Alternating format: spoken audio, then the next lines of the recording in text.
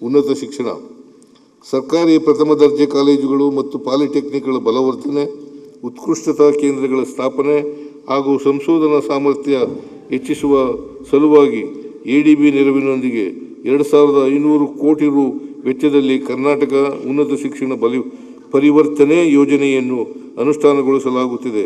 ಈ ಯೋಜನೆಯಡಿ 40 ಸರ್ಕಾರಿ ಪ್ರಥಮ ದರ್ಜೆ ಕಾಲೇಜುಗಳು ಮತ್ತು 11 ಪಾಲಿಟೆಕ್ನಿಕ್ಗಳನ್ನು ಮಾದರಿ ಸಂಸ್ಥೆಗಳನ್ನಾಗಿ ಅಭಿವೃದ್ಧಿಗೊಳಿಸಲಾಗುತ್ತಿದೆ.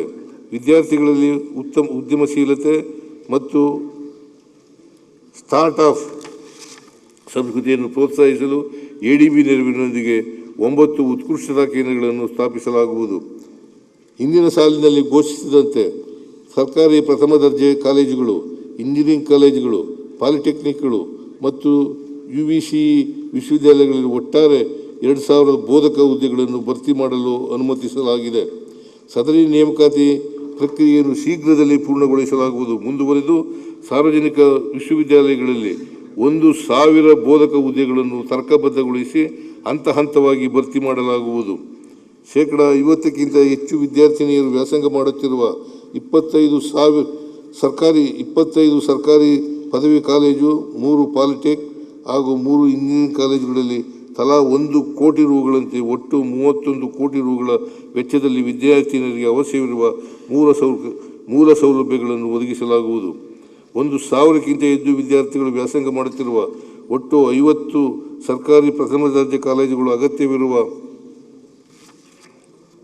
ಪೀಠೋಪಕರಣಗಳು ಹಾಗೂ ಕಟ್ಟಡಗಳ ದುರಸ್ತಿ ನವೀಕರಣ ಕಾಮಗಾರಿಗಳನ್ನು 100 ಕೋಟಿ ರುಗಳ ವೆಚ್ಚದಲ್ಲಿ ಮುಂದಿನ 3 ವರ್ಷಗಳಲ್ಲಿ ಕೈಗೊಳ್ಳಲಾಗುವುದು. ಕಲ್ಯಾಣ ಕರ್ನಾಟಕ ಪ್ರದೇಶದಲ್ಲಿರುವ 75 ಸರ್ಕಾರಿ ಪ್ರಥಮ ದರ್ಜೆ ಕಾಲೇಜುಗಳು, 23 ಪಾಲಿಟೆಕ್ನಿಕ್ ಹಾಗೂ 5 ಇಂಜಿನಿಯರಿಂಗ್ ಕಾಲೇಜುಗಳಿಗೆ ಮೂಲಭೂತ ಸೌಕರ್ಯಗಳನ್ನು ಕಲ್ಯಾಣ ಕರ್ನಾಟಕ ಪ್ರದೇಶಾಭಿವೃದ್ಧಿ ಮಂಡಳಿಯಿಂದ ಒದಗಿಸಲಾಗುವುದು. ವಿಜಯಪುರ ಜಿಲ್ಲೆಯ ಚಡಚಣ, ಬೆಳಗಾವಿ ಗ್ರಾಮಾಂತರ ಹಾಗೂ ಮೈಸೂರು ನಗರದ ನರಸಿಂಹರಾಜ ಕ್ಷೇತ್ರಗಳಲ್ಲಿ ಸರ್ಕಾರಿ ಪ್ರಥಮ ದರ್ಜೆ ಕಾಲೇಜುಗಳನ್ನು ಸ್ಥಾಪಿಸಲಾಗುವುದು.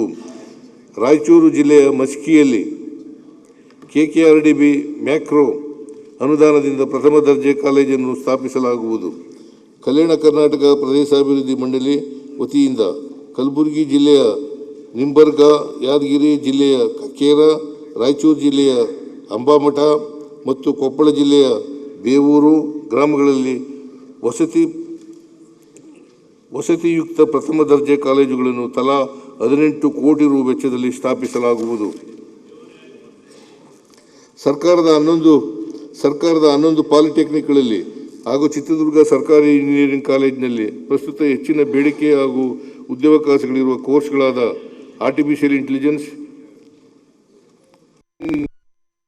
Cloud computing, mining engineering, automation engineering ಮುಂತಾದ 15 ಹೊಸ ಕೋರ್ಸ್ಗಳನ್ನು ಪ್ರಾರಂಭಿಸಲಾಗುವುದು.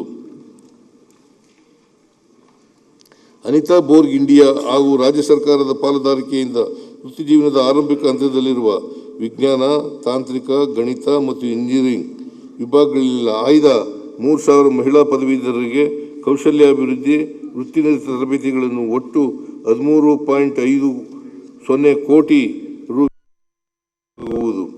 ವಿಶ್ವೇಶ್ವರಯ್ಯ ಇಂಜಿನಿಯರಿಂಗ್ ಕಾಲೇಜು ವಿಶ್ವವಿದ್ಯಾನಿಲಯವನ್ನು IIT ಮಾದರಿಯಲ್ಲಿ 500 ಕೋಟಿ ರು ವೆಚ್ಚದಲ್ಲಿ ಅಭಿವೃದ್ಧಿಪಡಿಸಲು ರಾಜ್ಯ ಸರ್ಕಾರದ ವತಿಯಿಂದ ಈಗಾಗಲೇ 100 ಕೋಟಿ ರುಗಳನ್ನು ಒದಗಿಸಲಾಗಿದೆ. ಪ್ರಸಕ್ತ ವರ್ಷದಲ್ಲಿಯೂ 100 ಕೋಟಿ ರುಗಳನ್ನು ಒದಗಿಸಲಾಗುವುದು. ಸರ್ಕಾರಿ ಕಾಲೇಜುಗಳಲ್ಲಿ 10 ಮತ್ತು 12ನೇ ತರಗತಿಗಳನ್ನು ವ್ಯಾಸಂಗ ಮಾಡಿ 25-26ನೇ ಸಾಲಿನಿಂದ ಉನ್ನತ ಶಿಕ್ಷಣವನ್ನು ಮುಂದುವರಿಸುತ್ತಿರುವ 37,000 ವಿದ್ಯಾರ್ಥಿನಿಯರಿಗೆ ವಾರ್ಷಿಕ 30,000 ರು ಅಜೀಂ ಪ್ರೇಮ್ ಜಿ ಫೌಂಡೇಶನ್ ವತಿಯಿಂದ ಹಾಗೂ ಉಳಿದ ವಿದ್ಯಾರ್ಥಿನಿಯರಿಗೆ ರಾಜ್ಯ ಸರ್ಕಾರದ ವತಿಯಿಂದ ದೀಪಿಕಾ ವಿದ್ಯಾರ್ಥಿ ವೇತನ ಯೋಜನೆಯಡಿ ನೀಡಲಾಗುತ್ತಿದೆ. ಇದನ್ನು ಪ್ರಸಕ್ತ ಸಾಲಿನಲ್ಲಿಯೂ ಮುಂದುವರಿಸಲಾಗುವುದು. ಸರ್ಕಾರಿ ಪ್ರಥಮ ದರ್ಜೆ ಕಾಲೇಜು, ಪಾಲಿಟೆಕ್ನಿಕ್ ಹಾಗೂ ಇಂಜಿನಿಯರಿಂಗ್ ಕಾಲೇಜುಗಳಲ್ಲಿ ಕಾರ್ಯನಿರ್ವಹಿಸುತ್ತಿರುವ ಮಹಿಳಾ ಅತಿಥಿ ಉಪನ್ಯಾಸಕರಿಗೆ 90 ದಿನಗಳ ಮಾತೃತ್ವ ರಜೆಯ ಸೌಲಭ್ಯವನ್ನು ಮುಂದಿನ ಶೈಕ್ಷಣಿಕ ಸಾಲಿನಿಂದ ಜಾರಿಗೊಳಿಸಲಾಗುವುದು. ಸರ್ಕಾರಿ ಚಲನಚಿತ್ರ ಮತ್ತು ದೂರದರ್ಶನ ಸಂಸ್ಥೆ ಹೆಸರುಘಟ್ಟ ಇಲ್ಲಿ ನಡೆಸಲಾಗುತ್ತಿರುವ ಸೌಂಡ್ ರೆಕಾರ್ಡಿಂಗ್ ಮತ್ತು ಇಂಜಿನಿಯರಿಂಗ್ ಹಾಗೂ ಸಿನಿಮಾಟೋಗ್ರಫಿ ಕೋರ್ಸ್ಗಳಿಗೆ ಅಗತ್ಯವಿರುವ ಆಧುನಿಕ ಉಪಕರಣಗಳನ್ನು ಒದಗಿಸಲಾಗುವುದು.